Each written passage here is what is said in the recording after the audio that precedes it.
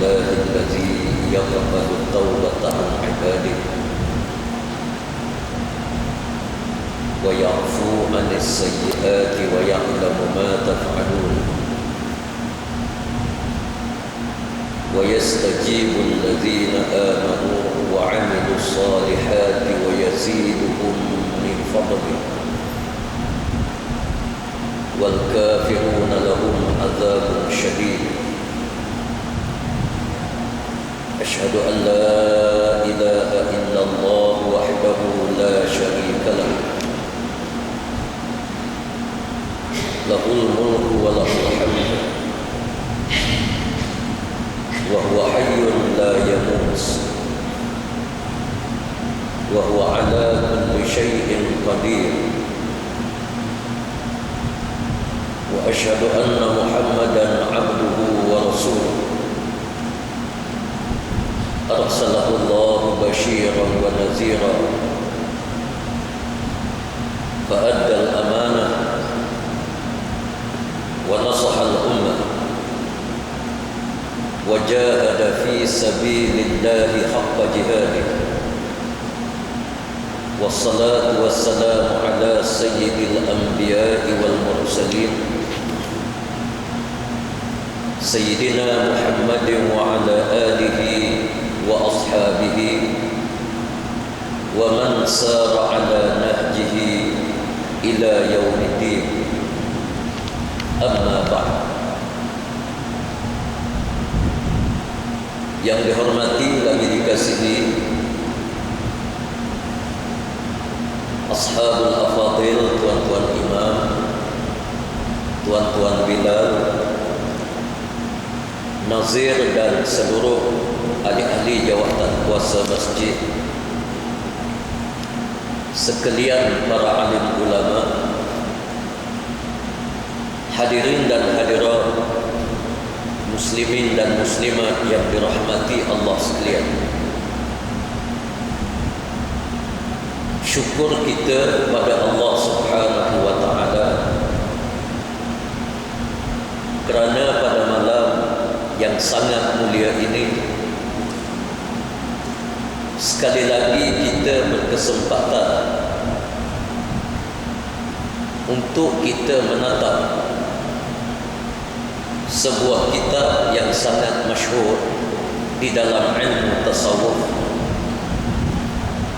iaitulah kitab Al-Hikam yang dikarang oleh Syekh Atha'illah As-Sakandari. Pada malam ini kita akan masuk Al-Hikmatut Tasi'ah di muka surah 26. Kata-kata hikmah yang ke-9, tanawwa'at ajnasul a'mali litanawwu'i walidatil ahwali. Maksudnya Allah Subhanahu wa ta'ala jadikan kepelbagaian amalan kepada manusia disebabkan Allah akan memberi ganjaran dan kurniaan yang sangat berbeza kepada manusia.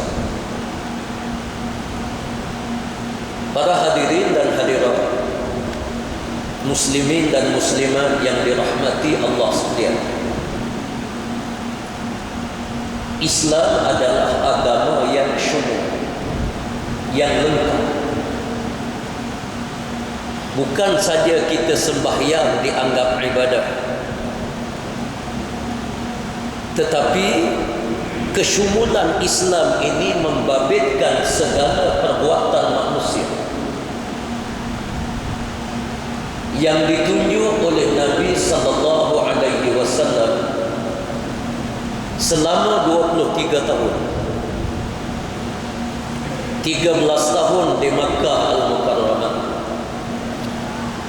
10 tahun di kota suci Madinatul Munawwarah. Dalam tempoh tersebut, segala apa yang dilakukan oleh Rasulullah, sama ada amalan baginda, percakapan baginda, takrir daripada baginda. Takrir maknanya perbuatan yang dilakukan oleh para sahabat yang lain. Tiba-tiba Rasulullah mendiamkan diri. Mendiamkan diri Rasulullah itu adalah tanda keizinan daripada Rasulullah, yang disepakati oleh para alim ulama, bahawa yang didiamkan oleh Rasulullah apabila sahabat melakukannya juga dianggap ibadah yang akan mendapat ganjaran di sisi Allah Subhanahu wa taala. Sebagai contoh, para sahabat Nabi ridwanullahu alaihim ajma'in, apabila selesai daripada satu peperangan, Islam mencapai kemenangan, lalu para sahabat ridwanullahu alaihim ajma'in, mereka berpegang tangan di antara satu sama lain di Madinah Al-Munawwarah. Berpegang tangan, lalu mereka ini semacam menari. Dia melompat berpusing. Nabi SAW tengok. Rasulullah tidak sebut, okey, kamu menari, kamu teruskan. Rasulullah tidak sebut. Dan Rasulullah tidak melarang. Rasulullah tersenyum. Dia senyum melihat. Senyum Rasulullah ini tanda Rasulullah bagi keizinan. Di dalam mazhab Al-Imam Syafi'i rahimahullah, mazhab Syafi'i mengambil takrir. Ini dipanggil takrir, yakni keizinan daripada Rasulullah terhadap sesuatu perbuatan yang dilakukan oleh para sahabat. Imam Syafi'i mengatakan dia adalah salah satu daripada sunnah Rasulullah sallallahu alaihi wasallam. Maknanya sunnah bukan sekadar yang Rasulullah buat, yang Rasulullah minta perintah, tetapi sunnah termasuk apa yang ditakrir oleh Rasulullah, yakni didiamkan oleh Rasulullah, tanda Rasulullah memberi keizinan kepada para sahabat. Ketika baginda sampai di Madinah, bila Rasulullah sampai di Madinah Al-Munawwarah, ada sekumpulan muslim, orang perempuan. Lalu dia gembira kerana Rasulullah tiba di Madinah Al-Munawwarah. Lalu dia bernasyid. Satu riwayat mengatakan, muslimah ini dia sebut tala'al badru alaina min thaniyatil wada', sehingga kepada akhir. Nabi SAW dengar, Rasulullah dengar. Lalu Rasulullah tersenyum. Rasulullah tinggalkan. Para alim ulama mengatakan dibolehkan kepada wanita beranasyid yang memberi kesedaran kepada umat Islam, kerana naluri manusia, fitrah manusia ini, kita manusia tak boleh hidup dalam keadaan serius je. Tak senyum langsung dalam keluarga kita ke, kita berkawan ke, serius, tak senyum, tak boleh. Naluri manusia dia kena ada kegembiraan, kena ada hiburan. Tapi hiburan dalam Islam ini ada batasan. Rasulullah senyap. Ulama mengatakan ini takrir daripada Nabi sallallahu alaihi wasallam, menandakan kebenaran daripada Rasulullah. Maknanya kebenaran daripada Rasulullah, kalau kita buat, kita dapat pahala, kita dapat ganjaran daripada Allah Subhanahu wa taala. Maknanya kita boleh faham, bukan sahaja kita sembahyang, berpuasa, membayar zakat, menunaikan ibadat haji, baca Al-Quran, berzikir, sebut subhanallah walhamdulillah, baru kita dapat pahala. Tidak. Pada malam ini Syekh Athaillah As-Sakandari menjelaskan kepada kepada kita bagaimana ganjaran yang diberi oleh Allah kepada manusia ini berbeza-beza, sebab amalan yang kita lakukan kepada Allah juga berbeza-beza. Maknanya kita kena faham, kita menunaikan ibadat sembahyang, kita dapat ganjaran. Ganjaran ibadat sembahyang berbeza dengan ibadah puasa. Kita berpuasa, ganjaran puasa berbeza dengan ganjaran ibadat haji. Orang menunaikan ibadat haji berbeza ganjaran dengan orang yang masuk ke medan peperangan. Orang masuk ke medan peperangan, ganjaran dia berbeza dengan seorang pemimpin yang mengadakan perdamaian di meja perundingan. Ganjaran dalam sembahyang berbeza dengan ganjaran waktu kita berkahwin. Berbeza. Maka perbezaan ganjaran yang berbagai-bagai ini merupakan satu keberkatan, satu nikmat yang sangat besar kepada manusia di hari akhirat. Para hadirin, hadirat muslimin dan muslimat yang dirahmati Allah sekalian, ganjaran yang berbagai-bagai. Saya rasa tidak menjadi kesilapan kalau saya buat misalan, iaitulah sebagaimana makanan yang kita nak makan. Kita makan makanan, barangkali kalau kita nak bilang pada malam ini tak habis. Nasi, kalau di Kelantan ada 100 jenis nasi, yang pernah dipamerkan tiap-tiap tahun. 100 jenis nasi, dia buat pameran 100 jenis nasi. Saya yang biasa di negeri Kelantan, saya makan pun tak habis lagi. 100 jenis nasi. Itu baru nasi, tak masuk lagi kuih, tak masuk itu, tak masuk ini. Satu jenis nasi dengan nasi yang lain rasa dia berbeza, walaupun nama dia nasi. Nasi kerabu berbeza dengan nasi lemak, nasi lemak berbeza dengan nasi dagang, nasi dagang berbeza dengan nasi minyak, nasi minyak dengan bukhari, nasi bukhari dengan nasi mandi, nasi mandi dengan maklubah. Semua berbeza, rasa dia berbeza. Disebabkan berbezanya rasa inilah menyebabkan kita boleh sebut sedapnya nasi kerabu. Sebab apa sedap nasi kerabu? Kita beza dengan nasi lain. Kita makan nasi mandi, nasi Arab, kita kata sedap nasi Arab. Sebab apa? Kita beza dengan nasi yang lain.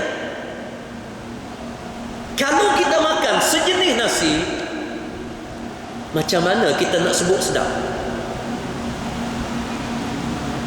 Dan bagi manusia, dia perlu makanan yang berbeza-beza.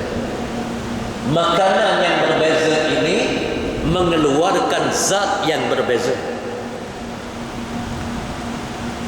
Kalau ada doktor-doktor pada malam ini, doktor pakar, doktor boleh sahkan. Dalam kitab menyebut, dalam kitab,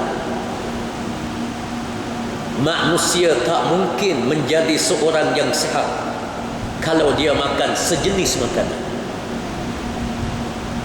Kalau sekadar manusia ni makan 4-5 jenis makanan saja, tak mungkin dia sihat. Tak boleh buah-buahan, kalau boleh kita makan bermacam-macam jenis buah-buahan. Kalau kita makan satu je, makan durian ya satu, tak lama kena kecil mani. Kalau kita tak makan terus benda yang manis, tenaga kita tak ada. Asyik makan yang tawar aja, tidak ada gula, tak sihat kita. Kita makan makanan yang tidak ada kandungan garam, tak sihat kita. Seorang yang sihat mesti makanan dia berbagai-bagai jenis, dan makanan yang berbagai-bagai jenis ini kita makan ada kadar dia. Cuba kita makan nasi, satu hari 3 pinggan sekali kita makan. Sekejap je, tak lama kena stroke, tak lama darah dia tinggi. Tak makan pun tak boleh, dia ada kadar dia. Allah Subhanahu wa ta'ala dia jadikan satu misalan. yang sangat kuat yang disebut oleh Syekh Atha'illah As-Sakandari dalam isu kita mengabdikan diri kepada Allah Subhanahu wa taala. Macam mana supaya ibadah kita ini benar-benar sihat, benar-benar subur? Tak mungkin ibadah manusia ini boleh subur kalau dia sembahyang saja. Dia buat ibadah kepada Allah 3-4 jenis, 5 jenis. Sembahyang, puasa, zakat, haji, baca Quran. Dia takkan subur. Takkan subur. Dan dia tidak mencukup. Sebagaimana jasad manusia takkan cukup kalau kita makan kadar 4-5 perkara je. Tak boleh. Hari-hari nasi je, nasi putih. Ada sayur sikit. Ada budu, ada sambal, ada ikan kering, 4-5 jenis. Ini je tiap-tiap hari. Tak mungkin. Kita kena ada makanan, ada buah, ada air. Air macam-macam jenis air. Ada air buah, air jus, ada air mineral, ada air teh o, ada air kopi o. Barulah kita rasa nikmat dunia dan kesihatan kita pun sihat. Dan kita tak boleh makan terlalu banyak. Sebagaimana ibadah Allah Subhanahu wa taala tidak izin kepada manusia ini ibadah dia ni melampau. Sembahyang daripada subuh sampai ke zuhur, duduk atas masjid tak tahu berapa ratus rakaat, masuk neraka kalau buat macam ni. Kamu ada tanggungjawab lain. Kamu kena bekerja cari nafkah. Sebab kamu kerja cari nafkah, kamu dapat pahala dengan Allah. Ini yang dimaksudkan oleh Syekh Atha'illah As-Sakandari. Tak boleh kita berzikir. Masuk dalam gua, bawa buah tasbih panjang 3-4 depur panjang, mengatip dalam gua pagi sampai petang, makan sekejap, sambung lagi malam, besok sambung lagi, sambung duduk. Anak isteri tak tahu duduk mana, tak tahu dekat mana, masalah nafkah tak tahu dekat mana, tanggungjawab dia dengan masyarakat tak tahu kok mana, tanggungjawab dia dengan masjid tak tahu kok mana, tanggungjawab dia untuk belajar ilmu tak tahu kok mana. Kira zikir dia subhanallah, subhanallah, duduk dalam gua, masuk neraka. Tak boleh. Sebab itu Allah mengatakan fastaqim kama umirta wa man taba ma'ak wa la taqaw. Hendaklah kamu istiqamah sebagaimana yang diperintah oleh Allah. Istiqamah sebagaimana yang diperintah oleh Allah dan yang diperintah oleh Nabi sallallahu alaihi wasallam. Dan bersama-sama dengan orang-orang yang bertaubat. Dan jangan sekali-kali kamu melampaui batas. Wala tatghaw. Jangan melampaui batas. Ibadah yang sederhana iaitulah ibadah yang dilakukan oleh Rasulullah sallallahu alaihi wasallam. Ini dia ibadah. Pernah sahabat datang bertemu dengan Rasulullah, ya Rasulullah. Bila Rasulullah cerita masalah syurga, syurga ini indah, hebat, nikmat dia banyak, kelebihan dia sangat besar, tak boleh dibayar oleh akal manusia, tak pernah didengar oleh telinga manusia.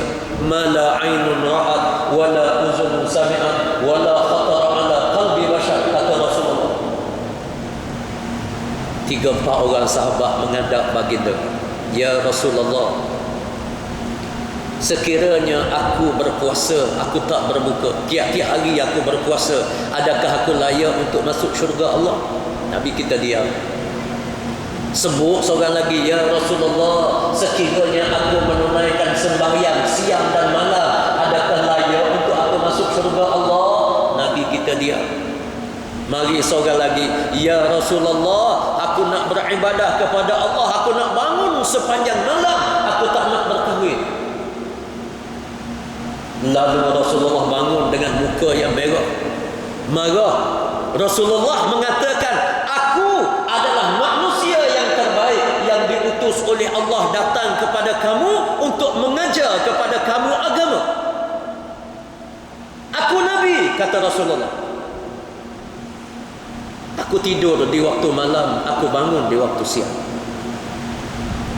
Ada masa aku berpuasa, ada masa aku berbuka. Wa ana atazawwajun nisa, dan aku berkahwin dengan wanita. Sesiapa yang ikut sunnah aku, dia adalah umatku. Sesiapa yang tidak ikut sunnahku, maka dia bukan umatku. Ditolak oleh Nabi SAW. Tak boleh. Sebab itu Syekh Atha'illah dalam ilmu tasawuf yang perlu kita ingat. Saya sebut benda ini kerana ada beberapa tarikat ini kadang-kadang menyimpan daripada landasan agama yang asal. Dia kira zikir, dia kira wirid. Ini kerja dia. Tasawuf kita kena ingat. Dia ada kaedah dia, dia ada peraturan dia. Syekh Atha'illah dedahkan kepada kita bahawa amal ibadat ini berbagai-bagai sebagaimana yang diajar oleh Rasulullah, dipamer oleh Nabi secara praktikal dalam tempoh 23 tahun. Rasulullah menunaikan sembahyang, kita kena sembahyang. Ada benda Rasulullah kata wajib, sembahyang, puasa, zakat, haji. Disenaraikan dalam Quran, disenaraikan dalam hadis. Rasulullah masuk ke medan peperangan. Masuk medan peperangan satu juzuk daripada agama. Rasulullah mengadakan perdamaian, duduk di meja rundingan. Duduk di meja rundingan adalah agama. Rasulullah memperjuangkan Islam sepanjang masa. Maka memperjuangkan Islam sepanjang masa adalah amalan agama yang wajib, yang mesti diamal oleh manusia. Tak boleh dalam hidup kita ni kita kira masjid rumah, masjid rumah, masjid rumah. Tak boleh. Masyarakat nak jadi apa, ikut mana dia. Ini bukan tasawuf. Tasawuf melahirkan manusia bertakwa kepada Allah dan dia mampu memperjuangkan agama Allah lebih hebat.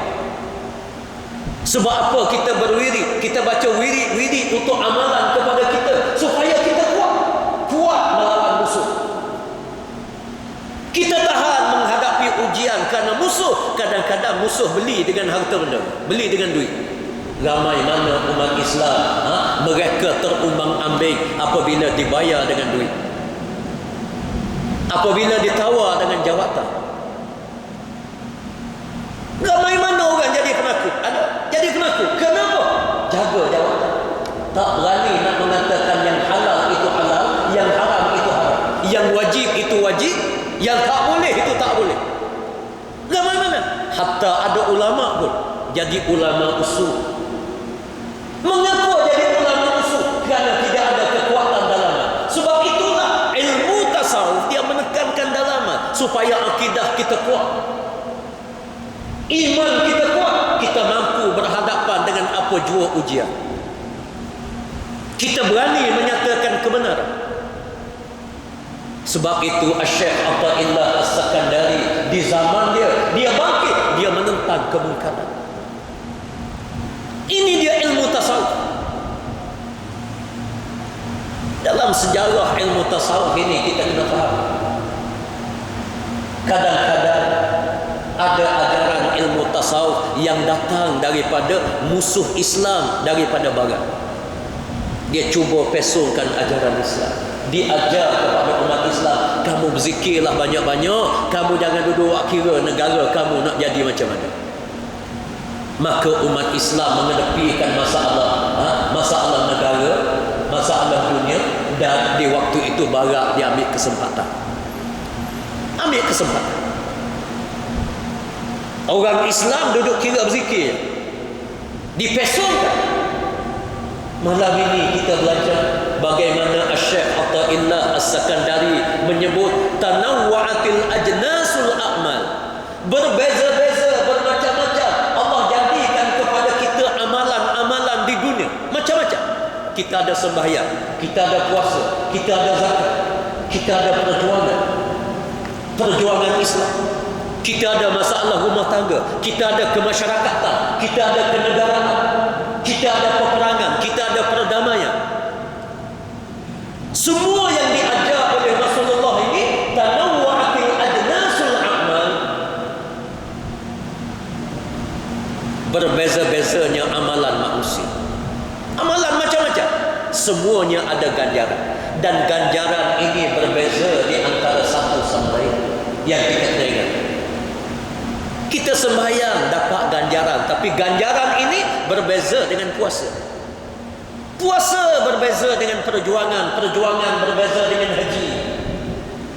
Bila berbeza-beza, di hari akhirat kita sangat memerlukan ganjaran yang berbeza-beza ini. Sebagaimana di dunia, para hadirin sekalian, ada tempat kita boleh berjalan kaki, maka kita nak kesihatan fizikal, nak menyeberangi sungai. Dengan motosikal tak boleh, dengan kereta tak boleh. Nak naik kapal terbang bukan dia, nak kita sungai, mesti berjalan kaki. Kalau sungai ini dalam, kena berenang. Maknanya bermacam-macam kita nak kesihatan anggota, nak kemahiran, kita boleh berenang. Bila habis kita potong sungai, ada jalan yang jauh, nak berjalan tak sampai, kita nak kenderaan, nak kereta. Ada tempat kereta boleh lalu, ada tempat tak boleh lalu, kena dengan motosikal. Ada tempat motosikal pun tak boleh nak pergi, kena pakai 4-wheel drive. Dunia pun kita nak berbagai-bagai. Hari akhirat juga kita kena ingat, ganjaran ini kita perlu berbagai-bagai. Sebab itu Nabi SAW sebut, orang yang menunaikan ibadat haji, ganjaran dia sekian, sekian, sekian. Kita tak akan dapat ganjaran ini melalui ibadah yang lain. Ibadah masuk ke medan peperangan. Sahabat-sahabat berlumba-lumba masuk medan peperangan. Sampai orang cacat pun zaman Rasulullah, orang cacat pergi tanya Rasulullah, "Ya Rasulullah, aku dilahirkan dalam keadaan cacat. Aku tidak pernah minta dengan Allah supaya aku jadi cacat. Tiba-tiba aku cacat. Kamu tidak izinkan aku masuk ke medan peperangan, ya Rasulullah, kerana aku ni cacat. Adakah kamu nak halang aku daripada masuk surga Allah melalui ganjaran mati syahid?" Menangis Rasulullah sallallahu alaihi wasallam, menangis Rasulullah. Sahabat berlumba-lumba untuk mati syahid, sebab ganjaran mati syahid tak sama dengan sembahyang, tak sama dengan zakat, tak sama dengan orang yang berjuang di medan tapi dia tak mati syahid. Sebab itu disebut tanawwa'atil ajnasul a'mal. Amalan kita yang berbeza-beza. Sebab itu saya nak tekankan, jangan kita fokuskan amalan kita kepada beberapa perkara yang kita suka. Ada orang dia suka sembahyang, puasa, zakat, haji, baca Quran, sekat tu je. Kadang-kadang rumah tangga dia tak tahu ke mana. Kuat pergi masjid, sembahyang, puasa, zakat, haji, baca Quran, isteri tak tutup aurat. Anak-anak perempuan, aurat dia tak lepas lagi. Kadang-kadang pakai seluar ketat, depan ayah tak kata apa, dia kuat pergi masjid, tak boleh. Kita kena ada ketegasan, kena ada prinsip agama. Quran bukan kita baca saja, kena amal. Jadi sebab itu disebut tanawwa'atil ajnas. Kita didik anak kita, salah satu daripada jenis dia. Kita sembahyang satu jenis, puasa satu jenis, didik anak-anak kita satu jenis, kita tegur kemungkaran satu jenis. Disebut tanawwa'atil ajnas. Ibadah kita ni berbagai-bagai, dan kita akan dapat ganjaran di hadapan Allah Subhanahu wa taala yang berbagai-bagai. Amalan kita nahyu munkar, kita cegah kemungkaran. Ganjaran ini tidak sama dengan sembahyang. Setiap amalan yang kita buat ini ada kelebihan. Orang sembahyang ini dia ganjaran Allah bagi. Orang puasa pula dia ada lagi ganjaran dia begini. Sebab itulah Allah mewajibkan kepada kita di dalam Al-Quranul Karim, ya ayyuhalladzina kaffah wa la tattabi'u khutuwati syaitan innahu lakum aduwwun mubin. Wahai orang-orang yang beriman, hendaklah kamu masuk ke dalam agama Islam ini keseluruhannya, kesemuanya, dalam semua aspek. Mesti berpegang dengan Islam. Jangan sekali-kali kamu mengikut jejak langkah syaitan, kerana dia adalah musuh yang sangat nyata bagi kamu. Ulama mufassirin sepakat mengatakan, kalau kita ambil sebahagian daripada kehidupan kita, sebahagian daripadanya kita ambil Islam, sebahagian daripadanya kita tolak Islam, kita bersama-sama dengan syaitan. Kita ikut jejak langkah syaitan. Islam ni kita berpegang dengan benda yang kita suka. Kita tak berpegang dengan ilmu. Kita berpegang kadar kita tahu ya. Islam ini kita berpegang bak sembahyang, puasa, zakat, haji kadar tu. Bak lain kita rasa ikut mana dia lah. Kita ikut jejak langkah syaitan. Islam ini mesti kita pegang. Nak macam mana? Allah minta macam tu. Memang para hadirin sekalian, kalau boleh, saya pun kalau boleh, Islam ni kita ambil separuh, memang seronok. Kita ambil semayang, puasa, zakat, haji, baca Quran. Tak ada siapa nak marah kepada kita. Nahyu munkar, amal ma'ruf kita tinggal. Maksiat bagi depan kita, kita tak kata apa. Memang seronok. Memang seronok. Saya mengajar di Masjid Khairiyah ni, tak mengajar dalam televisyen. Dalam televisyen tak mengajar. Sebab apa? Sebab saya akan sebut nahyu munkar. Benda munkar saya akan kata munkar. Waktu saya mula-mula balik dulu, televisyen ni berebut mari berjumpa dengan saya. Saya sempat masuk 2 kali dalam televisyen. Saya ulah masalah haji. Ulah masalah haji. Saya ulah sebagaimana ilmu yang saya belajar, saya ulah. Kita pergi ke Mekah, Allah mengatakan liyashhadu manafi'alahu, untuk kita saksikan dengan mata kita sendiri munafaat yang paling besar, iaitu agama yang dibawa oleh Rasulullah selama 23 tahun. Apa benda yang Rasulullah buat di Mekah, itulah dia Islam. Apa benda yang Rasulullah buat di Madinah, itulah dia Islam. Saya sebut di Madinah Al-Munawwarah Rasulullah memerintah negara, maka kita kena ingat memerintah negara ini ada cara Islam, iaitu cara Rasulullah. Mana-mana negara yang tidak kena dengan Rasulullah, itu bukan negara Islam. Saya sebut kena sekali itu, wabillahi taufik, sekali itu pakat dah.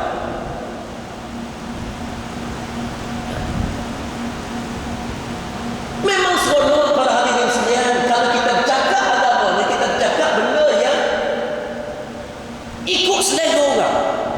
Tapi dah kita dengan agama Rasulullah sendiri. Rasulullah ini kalau dia main agama di Mekah ni, dia main ikut gentuk orang. Lama dah orang lantik. Orang tawar kepada Nabi ni untuk dilantik Rasulullah menjadi raja di Mekah. Tapi dengan syarat sembahyang, puasa, bagi zakat, kadar itu. Jangan duduk tegur Abu Jahal, Abu Lahab, jangan tegur. Boleh jadi raja di Mekah. Nabi kita tolak. Sebab apa? Islam ini agama dia mesti lengkap. Nak tak nak mesti lengkap. Para hadirin sekalian, masuk TV ni boleh tahan bayaran. Ya, saya ada pengalaman. Mula-mula balik dulu. Sekali saya masuk buat pun sikit lebih kurang 20 minit. Mula-mula saya balik daripada luar negara, balik daripada Jordan.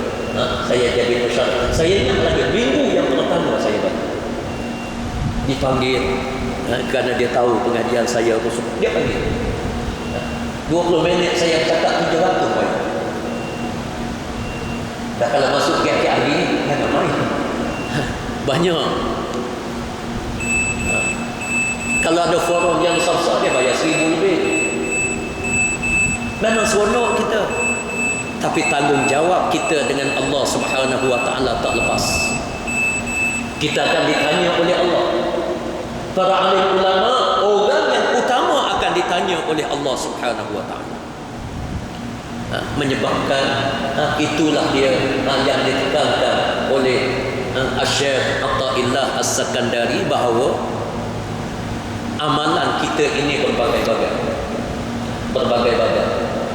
dan Allah akan anugerahkan ganjaran kepada kita mengikut amalan kita yang berbagai-bagai, dan ganjaran ini dalam bentuk yang berbagai-bagai yang tak sama antara satu sama lain, yang kita boleh nampak bahawa kepelbagaian ini mesti kita kena terima hakikat. Tak mungkin kita di dunia ini nak jalan kaki saja. Kita kena ada motosikal, kena ada kereta, lagi banyak lagi istimewa. Lori kita ada sendiri, 4-wheel drive kita ada, MPV kita ada, motor kita ada, basikal kita ada, badan sehat. Kita semua macam tu dunia. Di hari akhirat pun situasi yang sama. Kita bagi laluan untuk azab sekalian.